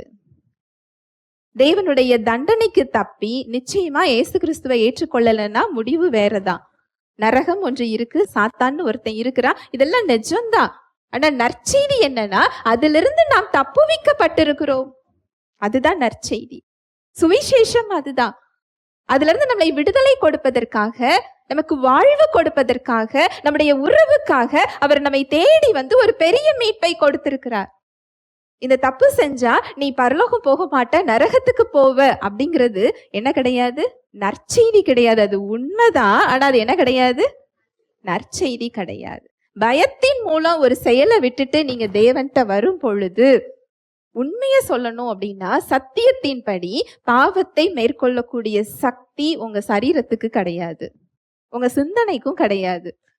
மறுபடியும் நீங்க பாவத்துல விழும் பொழுது, நான் மறுபடியும் தப்பு செஞ்சுட்டேனே, என்னை தேவன் ஏற்றுக்கொள்வாரா, ஏற்றுக்கொள்ள மாட்டாரா, என்னை விட்டு போய்விடுவாரோ, நான் ரட்சிப்பை இழந்து விட்டேனோ, அவருடைய உறவை நான் இழந்து விட்டேனோ, இந்த பயம் உங்களை வேதனைப்படுத்தும். இந்த பயம் உங்களை தேவனிடத்துல கொண்டு சேர்க்கிறதற்கு பதிலாக அவரிடமிருந்து உங்களை என்ன செய்யும்? விலக்கி வைக்கும், விலகச் செய்யும். இன்னைக்கு அநேக விசுவாசிகளோட நிலைமை அதுதான். நீங்க சர்வ சிருஷ்டிக்கும் போய் இந்த சுவிசேஷத்தை சொல்லுங்கள், சொல்லி அவர்களை சீஷராக்குங்கள். அவருடைய கட்டளை அதுதான். சுவிசேஷத்தை போய் சொல்லு. தெய்வம் உன்னை தேடி வந்தது, உனக்கு மீட்பு கொடுத்திருக்கிறது, மீட்பர் உனக்காக எல்லாவற்றையும் செய்து முடித்திருக்கிறார், காத்து கொண்டிருக்கிறார். அந்த மீட்பை கொடுக்க, வாழ்வை கொடுக்க, விடுதலையை கொடுக்க, அன்பை கொடுக்க, வாழ்வை மாற்ற, உயிர்ப்பிக்க அவர் என்ன செஞ்சுட்டு இருக்கிறாரு? காத்து கொண்டிருக்கிறார். இந்த அன்பை நீங்க புரிஞ்சுக்கிட்டீங்க அப்படின்னு சொன்னா, அந்த அன்பு உங்க வாழ்வை மாற்றிவிடும். இப்படிதான் தேவன் நம்மை அவரிடம் வர என்ன செய்கிறார்? விரும்புகிறார். ஹல்லேலூயா, பிரைஸ் தி லார்ட். அவருடைய அன்பை நீங்க புரிந்து கொள்ளும் போது அவருடைய சொத்தாக நாம இருக்கிறோம், அவருடைய உடைமையாக நாம இருக்கிறோம். ஒரு புதையலை போல நம்ம பார்க்கிறார் அப்படிங்கிற அந்த அன்பு உங்க வாழ்வை மாற்றும். என்ன நோக்கத்துக்காக என்னை அப்படி வைத்திருக்கிறாரோ அந்த நோக்கத்திற்கு நேராக நம்மை அழைத்து செல்லும். நம்ம திசை மாறி நின்று கொண்டிருக்கிறோம், உலக அடையாளத்துல நின்று கொண்டிருக்கிறோம். ஒரு தேவைக்காக தேவன்கிட்ட வரும், தேவன் அதை விரும்பல. நிச்சயமா நீங்க தேவைக்கு வந்தீங்கன்னா அந்த தேவை என்ன செய்யும்? சந்திக்கப்படும். அதையும் தாண்டி அவருடைய விலையேற பெற்ற பொக்கிஷமாக அவர் என்ன செஞ்சிட்டு இருக்கிறாரு? காத்து கொண்டிருக்கிறார். சிறந்ததை அவர் வைத்திருக்கிறார். அவர் வைத்திருக்கிறது அவருடைய வாழ்வு, அவருடைய அன்பு, அவருடைய சமாதானம், அவருடைய நீதி, அவருடைய பரிசுத்தம். உங்களோட உறவு கொள்ள, உங்க மூலம் அவர் செயல்பட, உங்க மூலம் அவருடைய ஞானத்தை வெளிப்படுத்த, அவர் வல்லமையை வெளிப்படுத்த, உங்களை சாட்சியுள்ள பாத்திரமாக நிலை நிறுத்த, கனி கொடுக்கின்ற பாத்திரமாக நிலை நிறுத்த, உங்க மூலமாக இந்த உலகத்துல ஒரு சாட்சியை ஏற்படுத்த, தன்னுடைய ராஜ்யத்தை விரிவுபடுத்த, அவர் நாமத்தை மகிமைப்படுத்த அவர் என்ன செஞ்சிட்டு இருக்கிறாரு? காத்து கொண்டிருக்கிறார். அவருடைய சொத்தாக, உடைமையாக, நம்முடைய கடமையாக என்ன இருக்கு? நிறைய கடமைகள் இருக்கு. இந்த உலகத்திலிருந்து பிரித்தெடுக்கப்பட்ட ஒரு வாழ்வு நமக்கு கொடுக்கப்பட்டிருக்கிறது. வாசிக்கலாம். 1 பேதுரு 2:9. நீங்களோ உங்களை அந்தகாரத்தினின்று தம்முடைய ஆச்சரியமான ஒளியினிடத்திற்கு வரவழைத்தவருடைய புண்ணியங்களை அறிவிக்கும்படிக்கு தெரிந்து கொள்ளப்பட்ட சந்ததியாயும் ராஜரீகமான ஆசாரிய கூட்டமாயும் பரிசுத்த ஜாதியாயும் அவருக்கு சொந்த ஜனமாகவும் இருக்கிறீர்கள். நீங்களோ உங்களை அந்தகாரத்தினின்று தம்முடைய ஆச்சரியமான ஒளியினிடத்திற்கு வரவழைத்தவருடைய புண்ணியங்களை அறிவிக்கும் படிக்கு நமக்கு கொடுக்கப்பட்ட டாஸ்கே என்னதுதான்? நம்ம என்னவாக மாற்றி இருக்கிறாரோ அந்த நன்மையை அறிவிக்கும்படியான திட்டத்தை நமக்கு வைத்திருக்கிறார். நீங்க எந்த இடத்துல இருக்கிறீங்களோ அந்த இடத்துல இந்த புண்ணியத்தை நீங்க என்ன செய்யணும்? அறிவிக்கணும். அது ஒவ்வொருவரின் கடமையாக இருக்கிறது. நீங்களோ உங்களை அந்தகாரத்தினின்று தம்முடைய ஆச்சரியமான ஒளியினிடத்திற்கு வரவழைத்தவருடைய புண்ணியங்களை அறிவிக்கும் படிக்கு, நல்லா பாருங்க, இதை எதை அறிவிக்கணுமா? தேவனுடைய கோபம் அதுல என்ன செய்யல? போடப்படல. நிச்சயமாக இயேசு கிறிஸ்துவை நான் மறுபடி சொல்றேன், இயேசு கிறிஸ்துவை ஏற்றுக்கொள்ளவில்லை என்றால் தேவன் கோபப்பட்டு ஒருவரை நரகத்துக்கு அனுப்புவது இல்லை. ஒருவர் கூட கெட்டு போகாமல் எல்லோரும் நித்திய ஜீவனை பெற்றுக்கொள்ள வேண்டும் என்பதே அவருடைய சித்தம். அந்த நபர் தேவன் கொடுத்த ரட்சிப்பை புறக்கணித்ததினால் அவர் அங்க என்ன செய்கிறார்? செல்கின்றார். இந்த இடத்துக்கு ஒருத்தர் கூட போக கூடாதுன்னு சொல்லிதான் தன்னுடைய வருகையை அவர் என்ன செய்துகிட்டு இருக்கிறார்? தாமதித்து கொண்டிருக்கிறார். ஹல்லேலூயா, பிரைஸ் தி லார்ட். இந்த வசனத்தை மறுபடி வாசிக்கலாம். நீங்களோ உங்களை அந்தகாரத்தினின்று தம்முடைய ஆச்சரியமான ஒளியினிடத்திற்கு வரவழைத்தவருடைய புண்ணியங்களை அறிவிக்கும்படிக்கு தெரிந்து கொள்ளப்பட்ட சந்ததியாயும் ராஜரீகமான ஆசாரிய கூட்டமாயும் பரிசுத்த ஜாதியாயும் அவருக்கு சொந்த ஜனமாகவும் இருக்கிறீர்கள். நீங்களோ உங்களை அந்தகாரத்தினின்று தம்முடைய ஆச்சரியமான ஒளியினிடத்திற்கு வரவழைத்தவருடைய புண்ணியங்களை அறிவிக்கும் படிக்கு தெரிந்து கொள்ளப்பட்ட சந்ததியாயும். எப்படி இருக்கிறோம் அப்படின்னா சூசனா இருக்கிறோமா, அவரால் தெரிந்து கொள்ளப்பட்டிருக்கிறோமா. அடுத்து ராஜரீகமான ஆசாரிய கூட்டமாயும். 2 பொறுப்புகளை அவர் கொடுத்திருக்கிறார். ராஜாக்களாகவும் அவர் வைத்திருக்கிறார், ஆசாரியர்களாகவும் அவர் வைத்திருக்கிறார். நீங்க பழைய ஏற்பாடுல பாத்தீங்கன்னா ஆசாரியர்களோட வேலை என்ன அப்படின்னா, மக்களை தேவன் கிட்ட கொண்டு வந்து அவங்களுக்கு அந்த இரத்த பலிகள், அந்த குற்ற நிவாரண பலி, பாவ நிவாரண பலி, ஒவ்வொரு பலிகளையும் அதை கரெக்டா அவங்கள செய்ய வச்சு தேவனிடமிருந்து அந்த ஆசீர்வாதங்களை பெற்று கொடுக்கிறது ஆசாரியர்களோட வேலை. இப்ப புதிய உடன்படிக்கையில இந்த இடம் யாரோட இடமா கொடுக்கப்பட்டிருக்கு? நமக்கு கொடுக்கப்பட்டிருக்கு. ஒவ்வொருவரும் எப்படிதான் இருக்கிறோம்? ஆசாரியர்கள். நம்ம பலியிட வேண்டிய அவசியம் இல்ல. கிறிஸ்து ஒரே பலியாக நம்மள என்ன செஞ்சிட்டாரு? பூரணப்படுத்தி விட்டார். ராஜாக்களாக அப்படிங்கிறது ஒவ்வொருவரும் உங்களுடைய சூழ்நிலைகளையும் உங்க வாழ்வையும் ஆளுகின்ற ராஜாக்களாக அவர் உங்களை மாற்றி இருக்கிறார். உங்க சூழ்நிலைகளை நீங்க ஆள்றீங்களா, இல்ல சூழ்நிலைகள் உங்களை ஆண்டுகிட்டு இருக்கா? சூழ்நிலைகள் தான் நம்மள ஆண்டுகிட்டு இருக்கு. ஏன் அப்படி ஆண்டுகிட்டு இருக்கு?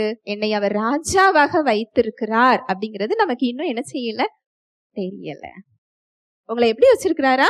ராஜாக்களாக. நீங்க எப்பேற்பட்ட ஒரு இடத்துல இருந்தாலும் நீங்க அதுல இருந்து மீட்பு பெறணுங்கிறது தான் அவரோட விருப்பம். அவருடைய சொத்தை அவர் பாதுகாக்க விரும்புகிறார். நீங்களும் நானும் நம்முடைய சொத்தை வேலியடைச்சு பாதுகாக்கணும்னு நினைக்கிறோமே, அவர் அவருடைய சொத்தை அப்படியே விட்டுருவாரா? வேதம் அப்படி சொல்லலையே. அது பெரிய ஜனக்கூட்டமாக இருந்தாலும் சரி, தனிப்பட்ட ஒரு மனிதராக இருந்தாலும் சரி, அவருடைய சொத்தை அவர் பாதுகாத்திருக்கிறார், இப்பொழுதும் பாதுகாத்து கொண்டிருக்கிறார். நிறைய உதாரணங்கள் வேதத்துல இருக்கு. இஸ்ரவேல் மக்களை அவங்களுடைய அடிமைகளுக்கு விடுதலையே கிடையாது. பெரிய பெரிய அற்புதங்கள் செஞ்சுதான் அவரை வெளியில கூட்டிட்டு வர்றார். செங்கடல் முன்னாடி நிக்கிறாங்க, பின்னாடி பார்வோனுடைய சேனை விரட்டுகிறது. ஒரு பக்கம் மலை, பின்னாடி ராணுவம், முன்னாடி என்னது? கடல். அங்க மோசே கிட்ட வந்து அவங்க கத்துறாங்க, பயப்படுறாங்க. எங்களை ஏன் இங்க கொண்டு வந்து விட்டுட்டீங்கன்னு கேக்குறாங்க. மோசே தேவனிடம் செல்கிறார். தேவன் சொல்றாரு, நீ ஏன் என்கிட்ட வர்ற? உன் கையில உள்ள கோலை எடுத்து நீ என்ன செஞ்சிரு? பிளந்து விடு, அதை பிரித்து விடு அப்படிங்கிறாரு. எது அவங்கள மிரட்டியதோ அந்த கடல் அவங்களுக்கு 2ஆக பிரிகிறது. தேவனுடைய வல்லமை எந்த இடத்துல இருந்தாலும் வழியை உண்டு பண்ணக்கூடிய வல்லமை. நீங்க அவரை நம்பி பாருங்க. உங்க பிரச்சனையை அவர் கையில கொடுத்து பாருங்க. நம்மளோட பிரச்சனை என்னன்னா, அவர் கையில கொடுத்துட்டு அந்த பிரச்சனையை நம்ம என்ன செஞ்சுக்கிறோம்? வாங்கி கொள்ளுகிறோம். மறுபடியும் நாமளே சுமந்து கொள்றோம்.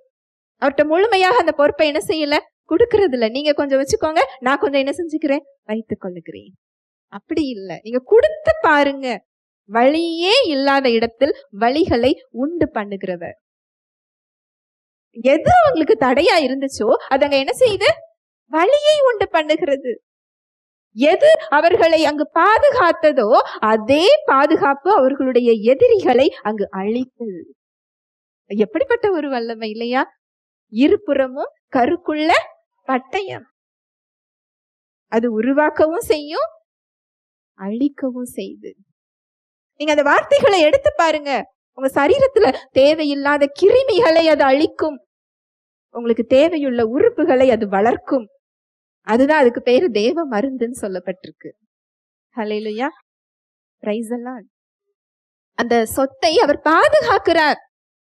நிறைய இக்கட்டு அவங்களுக்கு, எந்த இக்கட்டாக இருந்தாலும் அதுல ஒரு பாதுகாப்பு. அதுக்காக அவர் இஸ்ரவேல் மக்கள் அவருக்கு ரொம்ப பிடிச்ச மக்கள் அப்படின்னு நீங்க நினைச்சீங்கன்னா அதை விட நீங்களும் நானும் அவருக்கு ரொம்ப பிடிக்கும். ஏன்னா உங்களையும் என்னையும் மீட்கணுங்கிறதுக்காக தான் அந்த மக்களை அவர் பிரித்தெடுத்தார். ரட்சகர் வருவதற்காக அங்க ஒரு கூட்ட ஜனங்கள் பிரித்தெடுக்கப்படுகிறார்கள். இயேசு கிறிஸ்துவின் இரத்தத்தின் மூலம் நம்ம எல்லாம் அந்நியரா, நம்பிக்கையற்றவர்களா, தேவனற்றவர்களா, ஆவியில மரித்தவர்களாக, அவருடைய வாக்கு தத்தத்திற்கு அந்நியர்களாக, அவர் பக்கத்திலே நம்ம எல்லாம் போக முடியாது. அவருடைய ஆசீர்வாதங்களை நம்ம பெற்றுக்கொள்ள முடியாது, தயவை நம்ம பெற்றுக்கொள்ள முடியாது. அந்த உடன்படிக்கையில நம்ம கிடையாது. இப்பேற்பட்ட இடத்துல இருந்து இயேசு கிறிஸ்துவின் மூலம் அவருடைய ரத்தத்தின் மூலம் நம்மை கழுவி சுத்தமாக்கி அவருடைய சொத்தாக மாற்றிக்கொண்டார். ஹல்லேலூயா, பிரைஸ் தி லார்ட். அன்றைக்கு இஸ்ரவேல் மக்களை எப்படி அவர் சுதந்திரமாக பார்த்தாரோ, இன்று உங்களையும் என்னையும் அவருடைய சுதந்திரமாக அவர் பார்த்து கொண்டிருக்கிறார். எந்த செங்கடலும் உங்களுக்கு முன்பாக நிற்க முடியாது. வழியை உண்டு பண்ணுகிறவர் உங்களுக்கு முன்பாக செல்லுகிறார். உங்களை புதையலை போல அவர் பார்த்து கொண்டிருக்கிறார். எதுவும் உங்களை மேற்கொள்ள முடியாது. உங்களை ராஜாக்களாக அவர் வைத்திருக்கிறார். உங்க சூழ்நிலைகள் உங்களை மேற்கொள்ள முடியாது. அவர் யார், நீங்க யாருன்னு உங்களுக்கு தெரியணும், அவ்வளவுதான். என்னை படைத்தவர் யார், நான் யார், அவருக்குள் நான் யார், கிறிஸ்துவுக்குள் நான் யார். இந்த சூழ்நிலை என்ன, அது என்னுடைய தலைக்கு மேல இல்ல, என் கால்களுக்கு கீழாக்கப்பட்டிருக்கிறது. இது என்னை மேற்கொள்ள முடியாது. நான் அவருடைய பொக்கிஷம், அவருடைய புதையல், அவருடைய விலையேற பெற்ற வாரிசு, அவருடைய சுதந்திரம். அவர் என்னை வேலியடைத்து பாதுகாத்து கொண்டிருக்கிறார். தாவீது ராஜாவாகிறதுக்கு முன்னாடி கோலியாத்தோட போய் சண்டை போடுறாரு. அந்த உடன்படிக்கையின்படி தாவீது ராஜா அவருடைய சொத்து தான், சுதந்திரம் தான். உலக பிரகாரமா இந்த 2 ஃபைட்டும் நியாயமான சண்டை கிடையாது. ஒரு ராட்சசனோட ஒரு சின்ன பையனால என்ன செய்ய முடியாது, போரிட முடியாது. அந்த சொத்தை அப்படியே விட்டுட்டாரா? இல்ல. ஒரே ஒரு கூழாங்கல்ல வச்சு ராட்சசனை மேற்கொள்ள முடியுமா? முடியாது. அப்போ யுத்தம் யாருடையதா இருந்தது? கர்த்தருடையது. அங்க யுத்தம் கர்த்தருடையதா இருந்தது. அந்த சொத்தை அவர் பாதுகாக்கிறார். அங்க தாவீதுக்கு அந்த ஆற்றலையும் அந்த திறனையும் அந்த ஞானத்தையும் அவர் கொடுக்கிறார். உங்களுக்கு அது கொடுக்கப்பட்டிருக்கிறது. சகல ஆவிக்குரிய ஆசீர்வாதத்தில் அவருடைய ஆற்றல் உங்களுக்குள் இருக்கிறது. கோலியாத்தை மேற்கொள்ளக்கூடிய ஆற்றல், கோலியாத்தை வீழ்த்தக்கூடிய ஆற்றல், அவருடைய ஞானம். இதுல நான் எப்படி நடக்கணும், நான் இதுல என்ன செய்யணும், நான் எப்படி இதுல போகணும், அந்த ஞானம் நமக்கு அவர் என்ன செஞ்சிருக்கிறார், கொடுத்திருக்கிறார். எஸ்தர் ராஜாத்தி, இதெல்லாம் தேவனுடைய இயல்பையும் வல்லமையையும் அவருடைய ஃபெய்த்ஃபுல்னஸ், அவருடைய உண்மை தன்மையையும் சான்றாக நமக்கு சொல்லுது. ஒரு அஷ்யூரன்ஸ், ஒரு கான்ஃபிடன்ஸ். நம்முடைய தேவனுடைய கேரக்டர் என்ன, அவர் எப்படிப்பட்டவர், அவர் சொன்னதை செய்வார். அவர் சொன்னா சொன்னதுதான். நாம மாறலாம். நீங்க உண்மை இல்லாதவங்களாக இருந்தாலும் நான் எப்படி இருக்கிறேன், உண்மையுள்ளவராகவே இருக்கிறேன். அதுதான் அவருடைய இயல்பு. அங்க இளைய குமாரன் தந்தையை விட்டு போயிட்டாரு. ஆனா தந்தை யார் நினைவாக இருக்கிறார், இளைய குமாரனுடைய நினைவாகவே இருக்கிறார். அது போலதான் பிதாவின் இருதயமும். 100 ஆட்டுக்குட்டியில 99 ஆட்டுக்குட்டி கையில தான் இருக்கு. ஒரு ஆட்டுக்குட்டி தொலைஞ்சு போகுது. மெய்ப்பன் என்கிட்டதான் 99 ஆடு இருக்குதே, ஒண்ணு போனா போட்டுன்னு நினைப்பாரா? இல்ல. அத 99ஐயும் விட்டுட்டு அந்த ஒன்றை தேடி அவர் என்ன செய்கிறார், செல்கிறார். அதை கண்டுபிடிச்ச உடனே தன் தோள் மேல போட்டுக்கிட்டு என்ன செய்வாரா, வருகிறார். அதுதான் வசனம் சொல்லுது, மனம் திரும்புகின்ற ஒரு பாவியின் நிமித்தம் பரலோகம் என்ன செய்தா, சந்தோஷப்படுகிறது. வழி தவறி போகின்ற விசுவாசிகள் அவருடைய வழிகளுக்குள் வரும்போது பிதாவின் இருதயம் களி கூறுகிறது. என் பிள்ளை திரும்ப கிடைச்சிட்டா, என் மகள் திரும்ப என்ன செஞ்சுட்டா, கிடைத்து விட்டாள். காணாமல் போனான், மரித்து போயிருந்தான், மீண்டும் என்ன செஞ்சுட்டா, உயிர் பிழைத்து விட்டான். Hallelujah, praise the Lord. Esther Rajathi அங்க அவங்களுக்கு மொர்தெகாய்க்கு எதிராக, யூத குலத்திற்கு எதிராக அந்த ராஜா கிட்ட பேசி சம்மதம் வாங்கி ஒரு அரசாணையே அங்க பிறப்பிக்கப்படுகிறது. யூதர்களை அழிக்கணும் அப்படிங்கிற அரசாணை. ராஜா முத்திரை மோதிரத்தை வச்சு ஒரு முத்திரை போட்டுட்டாரு அப்படின்னா அத என்ன செய்ய முடியாது, மாற்ற முடியாது. அங்கு தேவனுடைய சொத்து உடைமை அங்கு அழிந்து போனதா? இல்ல. நீங்க எஸ்தர் ராஜாத்தியோட புத்தகத்தை எடுத்து நீங்க வாசிச்சு பாருங்க, தெரியும். காரியம் எப்படி முடிஞ்சது, மாறுதலாய் முடிந்தது. ஆமானுடைய திட்டம் அங்க என்ன செஞ்சது, முறியடிக்கப்பட்டது. அவர் கெட்டின தூக்கு மரத்துல அவரே என்ன செய்தார், விழுந்தார். அங்கு தேவனுடைய புதையல் அங்க என்ன செய்யப்படுது, பாதுகாக்கப்படுது.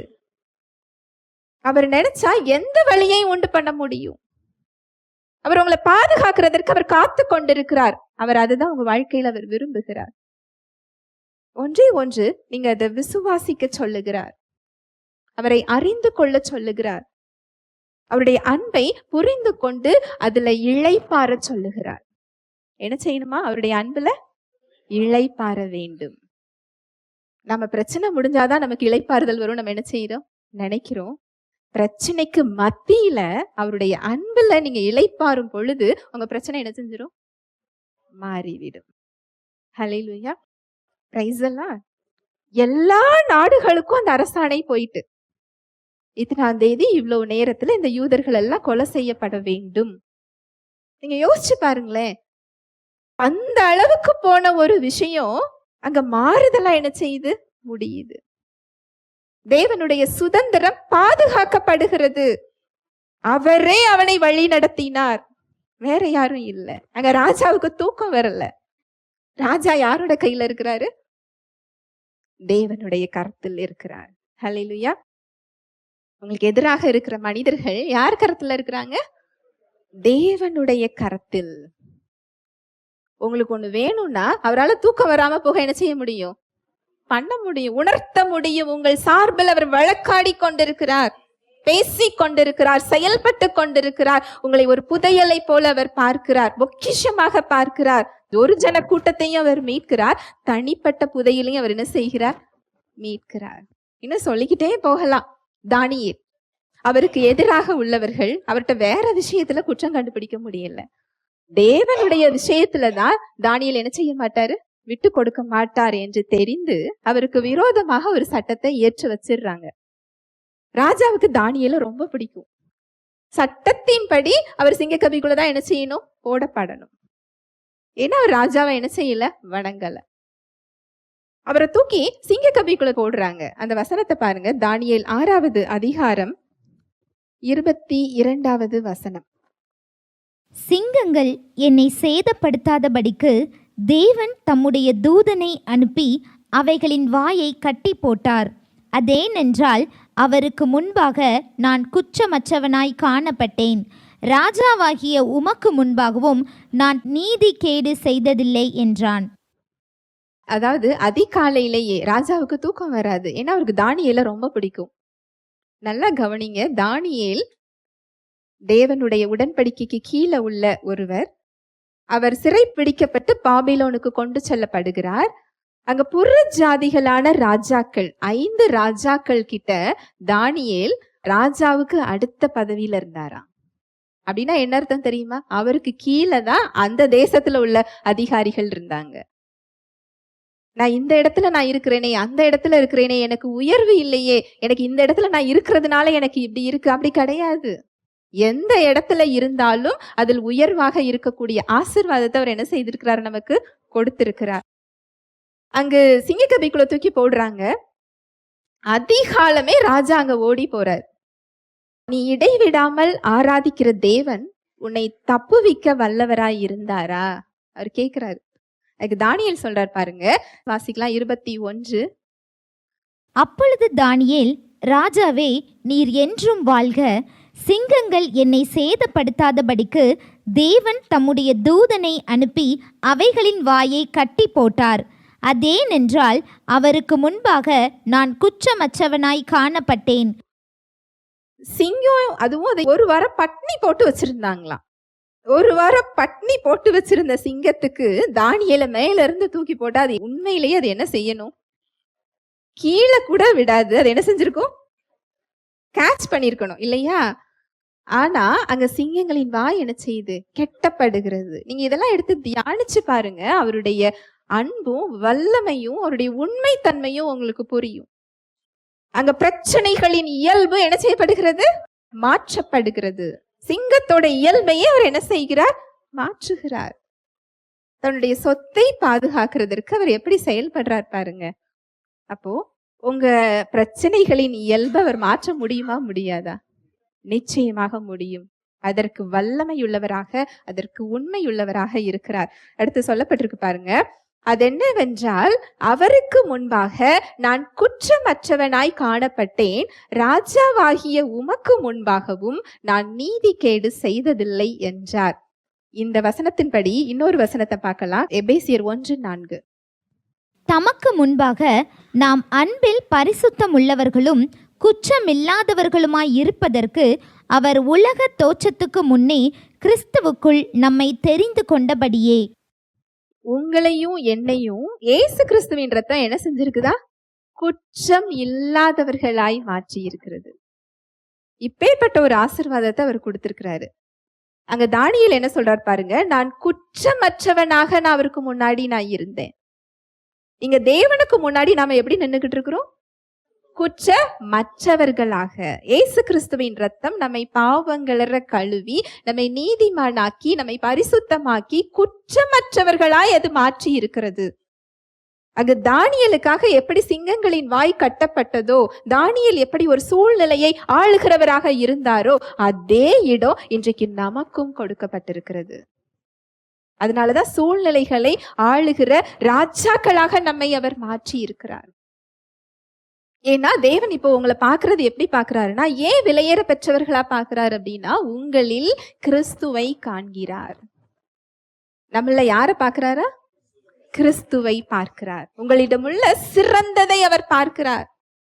நாம நம்ம சிந்தனையையும் நம்ம சரீரத்தையும் பார்க்கிறோம். அவர் எதை பார்த்துட்டு இருக்கிறாரா? கிறிஸ்துவை பார்க்கிறார். அவருடைய சொத்தாக, வாரிசாக, அவருடைய புதையலாக, அவருடைய பொக்கிஷமாக இருக்கிறோமே. நமக்கான வாழ்வின் நோக்கம் என்ன, அர்த்தம் என்ன அப்படின்னு சொன்னா, அந்த பிரித்தெடுக்கப்பட்ட வாழ்வை நம்ம வாழ்றதுதான். அவரை மகிமைப்படுத்துற ஒரு வாழ்க்கைக்குள்ள போறதுதான். கனி கொடுக்கின்ற வாழ்க்கைக்குள்ள செல்றதுதான். நம்மில் பிதாவை மகிமைப்படுத்த வைக்கிறது தான். இததான் தேவன் என்ன செய்கிறார்? விரும்புகிறார். பரிசுத்தம் அப்படிங்கிறது, நான் இதை செய்யக்கூடாது, அதை செய்யக்கூடாது, இப்படி செய்யக்கூடாது, நான் இதுக்குள்ள போகக்கூடாது, இது பரிசுத்தம் இப்படி இல்லை. பரிசுத்தம் என்பது தேவனுக்காக பிரித்தெடுக்கப்பட்ட ஒரு வாழ்வு. நம்மை அவருக்கென்று அவர் என்ன செஞ்சிட்டாரா? பிரித்தெடுத்து விட்டார். நீங்க அவர் யார், நீங்க யாருங்கிறத நீங்க தெரிந்து கொள்ளவே அவருடைய கிருபையே உங்களை மற்ற காரியத்துல இருந்து என்ன செஞ்சிடும்? பிரித்தெடுத்து விடும். உங்களால அதை செய்ய முடியாது. அதனாலதான் வசனம் சொல்லுது, ஒருவன் நியாய பிரமாணத்திற்கு கீழ்ப்பட்டிராமல் கிருபைக்கு கீழ்ப்பட்டிருக்கிறபடியால் பாவம் அவனை மேற்கொள்ள மாட்டாது. பாவத்தை விடணும்னா உங்க சொந்த முயற்சியில இல்ல, கிறிஸ்துவுக்குள்ள நீங்க யார் என்பதை தெரிந்து கொண்டு ஆவிக்குரிய உணவை நீங்க எடுத்துக்கொண்டே இருந்தால் போதும். பாவம் உங்களை என்ன செய்யாது? மேற்கொள்ளாது. எளிமையாக அவர் கொடுத்திருக்கிறார். ஹல்லேலூயா, பிரைஸ் தி லார்ட். ஒரு பிரித்தெடுக்கப்பட்ட வாழ்வு, அவருக்காக சாட்சியாக நிற்கின்ற வாழ்வு, அவருக்கு ஊழியம் செய்கின்ற வாழ்வு. ஊழியம் செய்யறதுனா என்ன? கிறிஸ்துவை பின்தொடர்கிறது. இது ஊழியக்காரங்களுக்கு மாத்திரம் இல்ல, ஒவ்வொரு விசுவாசிக்கும் கொடுக்கப்பட்டிருக்கிறது. அவர் நம்மை எப்படி அன்பு செய்தாரோ அந்த அன்பை நாம் பிறரிடத்தில் காண்பிக்க கடமைப்பட்டிருக்கிறோம். சுவிசேஷத்தை பிறருக்கு கொண்டு செல்லுகின்ற ஒரு வாழ்வு, கனி கொடுக்கின்ற ஒரு வாழ்வு. தேவன் எப்படி நம்மள மகிமைப்பட முடியும்? ஏசு கிறிஸ்து பூமியில இருக்கும்போது எப்படி மகிமைப்பட்டார்? அவர் என்னெல்லாம் செஞ்சாரு? அவர் மனதுருகினாராம். மனதுருகி ஒவ்வொருவரிடம் சென்று அங்கு விடுதலை கொடுத்து கொண்டிருந்தார். சமாதானத்தை கொடுத்தார். கட்டுகள் உடைக்கப்பட்டது. சுகத்தை கொடுத்தார். அசுத்தாவிகள் ஓடியது. அன்பை கொடுத்தார். இந்த இடத்திற்கு உங்களையும் என்னையும் தேவன் என்ன செய்கிறார்? அழைக்கிறார். இதுதான் தேவன் மகிமைப்படுற இடம். அதுதான் அவர் சுமந்த ஒன்றை நம்ம சுமக்க தேவையில்லை. அதுக்காக நம்ம அவருடைய சொத்தா இருக்கிறோம் அப்படிங்கிறதுனால நமக்கு இந்த உலகத்துல பிரச்சனையே இருக்காதுன்னு வேதம் சொல்லல, நானும் சொல்லல. இந்த உலகம் பிசாசின் கையில் இருக்கிறது. இந்த உலகத்துக்கு அதிபதியாக பிசாசானவன் இருக்கிறான். இந்த பிசாசானவன் இருக்கின்ற இந்த உலகத்துல தேவனுடைய பொக்கிஷமாக நாம இருந்தோம்னா அவனுடைய கவனம் யார் மேல இருக்கும்? அவனோட ஃபர்ஸ்ட் டார்கெட் யாருதான்? நம்ம தான். ஏன்னா நம்முடைய அடையாளம் தேவ வித்து, தேவனுடைய சாயல். இதுல ஒரு வருத்தப்படத்தக்க விஷயம் என்னன்னா, நம்மை விட சாத்தானுக்கு நம்முடைய முக்கியத்துவம் என்ன செய்யுது? தெரியுது. நம்ம தேவனுடைய பிரிஷியஸான வேல்யூபிள்ஸ்ங்கிறது அவனுக்கு என்ன செய்யுது? தெரியுது. நமக்கு இன்னும் நான் தேவனுக்கு முக்கியமானவள்னு என்ன செய்யல, தெரியல. ஏன் பிரச்சனை நிறைய வருது? ஏன்னா தேவனுடைய பிள்ளை உடைமைங்கிறது அவனுக்கு தெரியுது. எதிரியானவன் நம்மை முடக்க நினைக்கிறான். அவரை நம்ம மூலம் மகிமைப்பட விடக்கூடாது. பிரச்சனையிலேயே போராடிக்கிட்டு இருக்கணும். அவருடைய வழியை விட்டு விலக வைக்கணும். அவருடைய உறவுக்குள்ள போக வைக்க கூடாது. இதுதான் அவனுடைய திட்டம். ஆனா நற்செய்தி என்ன? அவனுக்கு அதிகாரமே கிடையாது. அவனுடைய அதிகாரம் எல்லாம் உறிந்து கொள்ளப்பட்டு உங்களுடைய கால்களுக்கு கீழாக்கப்பட்டிருக்கிறான். அதனாலதான் வசனம் சொல்லுது, நீங்க சூழ்நிலைகளை ஆளுகின்ற ராஜாக்களாக அவர் உங்களை வைத்திருக்கிறார். இயேசு கிறிஸ்துவுடனே கூட உங்களை அவர் உன்னதத்தில் உட்கார வைத்திருக்கிறார். அந்த இடத்தை அவர் உங்களுக்கு கொடுத்திருக்கிறார். இந்த உலகத்தில் உபத்திரவங்கள் உண்டு. நீங்க தேவனுடைய பிள்ளையாக, அவருடைய வாரிசாக, அவருடைய சுதந்திரமாக, அவருடைய பொக்கிஷமாக இருப்பதினால் உங்களுக்கு பிரச்சனையே வராதுன்னு வேதம் சொல்லல. பாவங்கள் இருக்கலாம், ஆனா பாவம் உங்களை மேற்கொள்ள முடியாது. சாபங்கள் இருக்கலாம், சாபம் உங்க வாழ்க்கைக்குள்ள நுழைய முடியாது. கட்டுகள் இருக்கலாம், அந்த கட்டுகள் உங்கள் வாழ்க்கையை கட்ட முடியாது. பிசாசின் அதிகாரம் இருக்கலாம், அந்த பிசாசின் வல்லமை உங்களை மேற்கொள்ள முடியாது. ஏனென்றால் இருளின் ராஜ்யத்திலிருந்து நாம விடுதலையாக்கப்பட்டு அவருடைய அன்பின் குமாரனுடைய ராஜ்யத்திற்கு உட்படுத்தப்பட்டிருக்கிறோம். தேவனுடைய குடும்பத்தின் ஒரு நபராக இருக்கிறோம். எப்படி உங்க வீட்டுல ஃபேமிலி மெம்பர்ஸ் சொல்லி உங்க குடும்பம் இருக்குதோ, தேவனுடைய குடும்பத்துல ஒரு அங்கம், ஒரு பகுதி, ஒரு நபராக, உறுப்பினராக நீங்க இருக்கிறீங்க. அவருடைய சகலத்துக்கும் நீங்க வாரிசாக இருக்கிறீங்க. அவருடைய பாதுகாப்புக்கு, அவருடைய அன்புக்கு, அவருடைய கிருபைக்கு, அவருடைய இரக்கத்துக்கு, அவருடைய சுதந்திரத்துக்கு. இதுல பவுல் ரொம்ப அழகா சொல்றாரு. ஆரம்பத்துல கிறிஸ்துவுக்குள்ள நமக்கு என்ன சுதந்திரங்கிறத சொல்றாரு. அடுத்தவர் சொல்றாரு நாமே தேவனுடைய சுதந்திரம்னு சொல்றாரு. ஹல்லேலூயா, பிரைஸ் தி லார்ட். நமக்கு சுதந்திரமும் கொடுக்கப்பட்டிருக்கு. நம்மையே தேவன் எப்படிதான் பார்த்துட்டு இருக்கிறாரு? சுதந்திரமாக அவர் பார்த்து கொண்டிருக்கிறார். அவனுடைய எதிராளியுடைய திட்டம் நம்ம முடக்க நினைக்கணும் அப்படின்னு சொன்னா, நம்முடைய நோக்கம் என்னன்னா அதை மேற்கொள்றதுதான். தேவனை மகிமைப்படுத்துற ஒரு வாழ்வு தான். இததான் தேவன் இன்றைக்கு நம்மிடம் விரும்புகிறார். எந்த பிரச்சனையா இருந்தாலும் நீங்க அவரோட இணைந்திருந்து அவருடைய அன்பை அறிந்து கொண்டு கிறிஸ்துவுக்குள்ள நீங்க யாருங்கிறத நீங்க தெரிந்து கொள்ளும் போது, அவரை பற்றி பிடித்து கொள்ளும் போது, ஆவிக்குரிய உணவாக அவருடைய வார்த்தையை, சத்தியத்தை நீங்க உட்கொள்ளுங்கள். சத்தியம் தெரியல அப்படின்னா ஒரு விசுவாசி, ஒரு ஜெயித்த ஒரு கிறிஸ்தவ வாழ்க்கை என்ன செய்ய முடியாது? வாழ முடியாது. அவர் ரட்சிக்கப்பட்டிருக்கலாம், அவர் பரலோகம் செல்லலாம், ஆனா இந்த உலகத்துல அவருக்கு என்ன நோக்கம் இருக்கிறதோ அந்த நோக்கத்தை அவரால் நிறைவேற்ற முடியாது. அதனாலதான் நீங்க சத்தியத்தையும் அறிவீர்கள், சத்தியம் உங்களை விடுதலையாக்கும் சொல்லி ஆண்டவராகிய இயேசு கிறிஸ்து சொல்கிறார். இயேசு கிறிஸ்துவை தெரியாமல், அவர் யார், என்ன செய்திருக்கிறார், எனக்கு என்ன கொடுத்திருக்கிறார், என்னை தேடி ஏன் தெய்வம் வந்தது, அந்த இரத்தம் எனக்கு என்ன செய்திருக்கிறது, எனக்குள் ஆவியானவர் என்ன செய்து கொண்டிருக்கிறார், அதை நீங்க தெரிந்து கொள்ளும் போது சூழ்நிலைகளை ஆளுகின்ற ராஜாக்களாக உங்க வாழ்க்கையில அப்படியே நீங்க எழுந்து நிற்க முடியும். இது ஒருவர் ஜெபம் பண்ணி நமக்கு நடக்கிறது அப்படி இல்லை. அதுக்காக நான் ஜெபத்தை குறைச்சி நான் சொல்லல. ஜெபம் ஒரு வலிமையான ஆயுதம். ஆனா ஒவ்வொரு நாளும் உங்க பிரச்சனைகள்ல நீங்க அதை மேற்கொள்ற ராஜா அப்படிங்கிற ஒரு அந்தஸ்தை தேவன் உங்களுக்கு கொடுத்திருக்கிறார். ஜெபம்ங்கிறது ரொம்ப நல்ல விஷயம். தேவனோட உறவு. அது நான் முழங்கால் போட்டு ஜெபிக்கிற நேரம் மாத்திரம் இல்ல. 24 மணி நேரமும் 24/7 அவர் எங்கதான் இருக்கிறாரு? நமக்குள்ளதான் இருக்கிறாரு. அவரோடு பேசுவது ஜெபம், அவரை துதிப்பது ஜெபம், அவருடைய வார்த்தையை தியானிப்பது ஜெபம், அவருக்கு நன்றி சொல்றது ஜெபம். அதை நான் நின்று கொண்டு செய்யலாம், நடக்கும்போது செய்யலாம். எப்பொழுதும் அவரிடம் பேசுவது என்னதுதான்? ஜெபம். ஜெபம் என்பது அவரோடு உள்ள உறவு, கம்யூனிகேஷன் வித் காட். அவரோடு நான் பேசுறது, அதுதான் என்னது? ஜெபம். நீங்க சத்தியத்தை நீங்க அறிந்து கொள்ளும் போது, அவர் அன்பை அறிந்து கொள்ளும் போது, அந்த அன்பு உங்க பிரச்சனைகளுக்கு மத்தியில உங்களுக்கு ஒரு இளைப்பாறுதலை கொடுக்கும். எப்ப கொடுக்குமா? பிரச்சனைக்கு மத்தியில். ஹல்லேலூயா, பிரைஸ் தி லார்ட். இன்னைக்கு 2 விஷயம் பார்த்தோம்.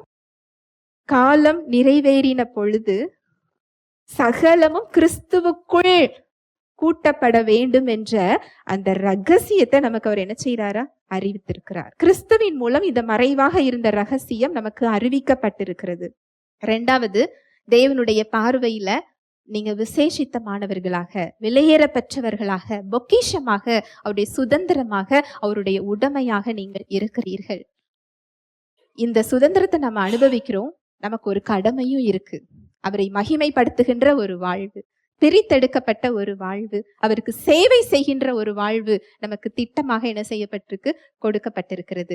இதே சந்தோஷத்தோட நான் அவருடைய சொத்தாக இருக்கிறேன்னு சொல்லி தெரிஞ்சு போகும்போது சூழ்நிலைகள் உங்களை மேற்கொள்ளாது. நாம தான் என்ன செய்வோம், சூழ்நிலைகளை மேற்கொள்ளுகிறவர்களாக இருப்போம். ஜெபிக்கலாம். அன்பின் தகப்பனே, உம்மை நன்றியோடு துதிக்கிறோம் அப்பா, ஸ்தோதரிக்கிறோம், நன்றி செலுத்துகிறோம். உம்முடைய அன்புக்காக, உம்முடைய கிருபைக்காக, உம்முடைய இரக்கங்களுக்காக நன்றி அப்பா. எப்பேற்பட்ட ஒரு பாக்கியத்தை நீங்க எங்களுக்கு தந்திருக்கிறீங்க.